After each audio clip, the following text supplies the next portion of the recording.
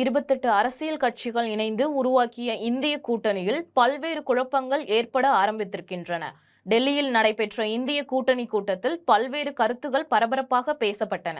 இதில் முக்கிய அம்சமாக பிரதமர் வேட்பாளராக காங்கிரஸ் தலைவர் மல்லிகார்ஜுன கார்கேவை மம்தா பானர்ஜி முன்மொழிந்தார். இதைத்தான் ஏற்றுக்கொள்ளவில்லை என மல்லிகார்ஜுன கார்கே தனது கருத்தை தெரிவித்தார்.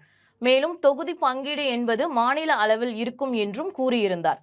இதற்கிடையே இந்திய கூட்டணி கூட்டத்தில் பங்கேற்ற பீகார் முதல்வர் நிதிஷ்குமாருக்கும் தமிழ்நாடு முதலமைச்சர் மு.க.ஸ்டாலினுக்கும் இடையே பனிப்போர் தொடங்கியது.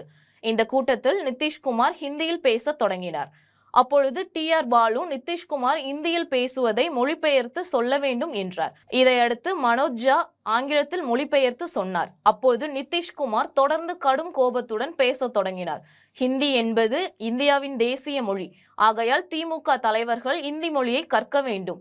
ஆங்கிலேயர்கள் இந்த நாட்டை விட்டு போன போது அவர்களுடன் ஆங்கிலமும் போய்விட்டது என்று பேசிய நிதிஷ்குமார் தமது பேச்சை ஆங்கிலத்தில் மொழிபெயர்ப்பதையும் உடனே நிறுத்தும்படி கோபத்துடன் கூறினார். இதனால் கூட்டத்தில் பெரும் சலசலப்பு ஏற்பட்டது.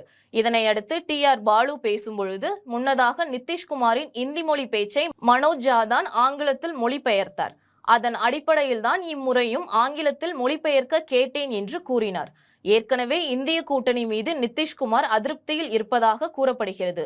இதனால் இந்திய கூட்டணியில் இருந்து நிதிஷ்குமார் எப்பொழுது வேண்டுமானாலும் விலகலாம் என்று பேசப்படுகிறது.